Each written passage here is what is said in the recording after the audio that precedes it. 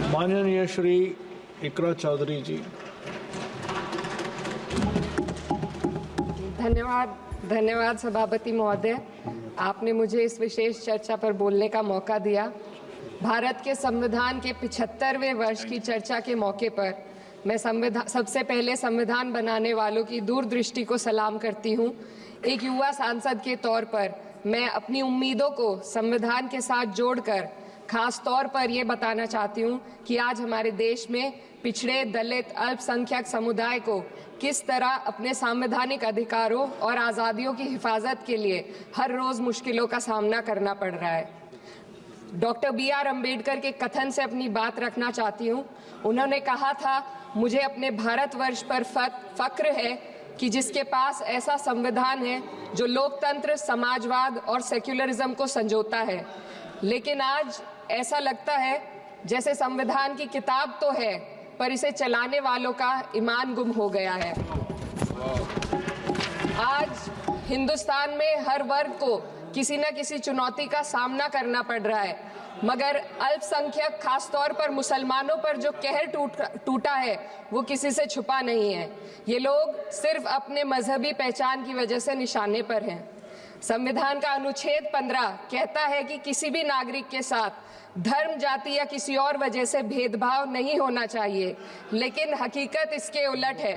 हालात इस कदर बिगड़ चुके हैं कि hate speech, mob lynching, bulldozer द्वारा घरों को गिराने की घटनाएं आम हो गई हैं। खासतौर पर उत्तर प्रदेश में, जहां ऐसा लगता है जैसे कानून के नाम पर जंगल राज चल रहा हो।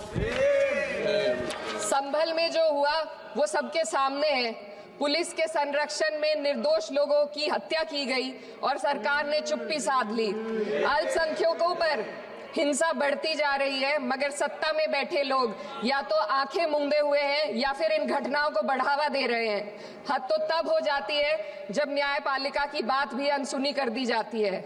सुप्रीम कोर्ट ने मॉब लिंचिंग पर 11 सूत्रीय निर्देश जारी किए थे। इसमें साफ कहा गया था कि राज्य सरकारें और पुलिस इस तरह की घटनाओं को रोकने और दोषियों पर सख्त कार्रवाई करने के लिए जिम्मेदार है, लेकिन आज भी इन निर्देशों पर अमल नहीं हो रहा है। हाल ये है कि मॉब लिंचिंग को रोकने की बजाय सत्ता में बैठे लोग आग में घी डालने का काम कर रहे हैं। उनकी जुबान से ऐसी बातें निकलती हैं जो नफरत को और बढ़ावा देती है। ये अशांति अब इतनी गहराई तक फैल चुकी है कि हमारे समाज के धर्मनिरपेक्ष चरित्र पर गंभीर सवाल उठ रहे हैं। साल की शुरुआत में ही कई राज्यों में दुकानदारों को अपने नाम बोर्ड पर लगाने के लिए मजबूर किया गया। इसे सेहत और सुरक्षा के कानूनों का हिस्सा बताया गया, मगर असल मंशा कुछ और थी। ये कदम खास तौर पर मुसलमान दुकानदारों को निशाना बनाकर उठाया गया ताकि उनकी रोजी रोटी पर चोट की जाए। पिछले हफ्ते मुरादाबाद में एक मुस्लिम डॉक्टर को हिंदू बहुल्य मोहल्ले में घर खरीदने पर विरोध झेलना पड़ा। वजह बताई गई कि इससे मोहल्ले की सामाजिक शांति बिगड़ जाएगी। अब आप ही बताइए, क्या ये वजह सही है, जायज है?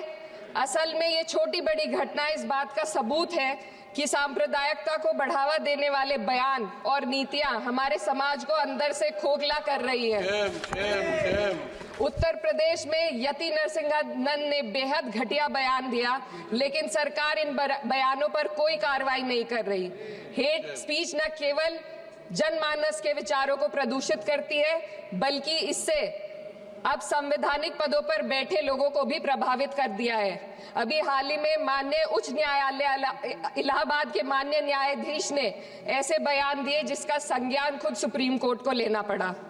संविधान के अनुच्छेद 29 और 30 ने अल्पसंख्यकों को उनके मजहबी और सांस्कृतिक हक दिए हैं ताकि वो अपनी पहचान को बचा सके और अपने संस्थान चला सके, लेकिन आज उन्हीं हकों पर हर तरफ से चोट की जा रही है। वक्फ जैसे बिल लाकर उनके धार्मिक अधिकारों को छीनने की कोशिश की जा रही है। आज अल्पसंख्यक समुदाय को संविधान द्वारा दिए गए अपने बुनियादी अधिकार पाने के लिए लंबी लड़ाई लड़नी पड़ रही है। ऐसे कई मामले अदालत ने न्याय देकर संविधान की रक्षा की है, लेकिन अदालती प्रक्रिया में जो समय लगता है उसकी वजह से देश के सामाजिक ताने बाने को भारी नुकसान उठाना पड़ता है। मिसाल के तौर पर इलाहाबाद हाई कोर्ट ने 2004 के मदरसा एक्ट को रद्द कर दिया था, जिससे मदरसों के संचालन पर सवाल उठे। हालांकि सुप्रीम कोर्ट ने बाद में इस फैसले को पलट दिया और एक्ट को वैध करार दिया, लेकिन इस प्रक्रिया में जो समय लगा उसने अल्पसंख्यकों को बेचैनी और संघर्ष के दौर में डाला है। इसी कड़ी में प्लेसेस ऑफ वर्शिप एक्ट 91 भी आता है और कई अन्य अधिकार, उन्हें भी इसी तरह अदालती लड़ाइयों में उलझाया जा रहा है। ये स्थिति न केवल अल्पसंख्यकों के अधिकारों की राह में रुकावट है, बल्कि justice delayed is justice denied जैसी कहावत को सिद्ध करती है। मैं इस सदन से दुनिया भर के अल्पसंख्यकों की आवाज उठाना चाहती हूँ, खास तौर पर हमारे पड़ोसी देश बांग्लादेश में अल्पसंख्यकों के साथ जो हो रहा है वे दिल को गहरे तक चोट पहुंचाने वाला है। उनकी जान माल की हत्या की जा रही है। बांग्लादेश हो या हिंदुस्तान हो या कोई और देश, अल्पसंख्यकों की सुरक्षा, इज्जत और अधिकारों की हिफाजत हर सरकार की सबसे पहली जिम्मेदारी होनी चाहिए। मैं इस सदन से अपने देश के अल्पसंख्यकों के साथ बांग्लादेश के पीड़ित अल्पसंख्यकों की आवाज को एक साथ उठाना चाहती हूँ। ये वक्त की पुकार है कि हम सब मिलकर ये सुनिश्चित करें कि किसी भी इंसान को उसकी पहचान या मजहब के कारण डरकर जीने पर मजबूर ना होना पड़े। जहाँ हक छीने जाते हैं वहाँ अमन खो जाता है। ये बात हर सरकार को समझनी चाहिए। अगर हम सच में अपने संविधान का सम्मान करना चाहते हैं तो हमें नफरत और भेदभाव को खत्म करना होगा। हमें ये दिखाना होगा कि ये मुल्क हर वर्ग, हर जाति, हर धर्म और हर समुदाय का है, और जब तक ऐसा नहीं होगा तब तक संविधान की आत्मा सिसकती रहेगी। सर, अपनी बात को खत्म करते हुए मैं एक शेर अर्ज करना चाहती हूँ। ये दाग दाग उजाला, ये शब्द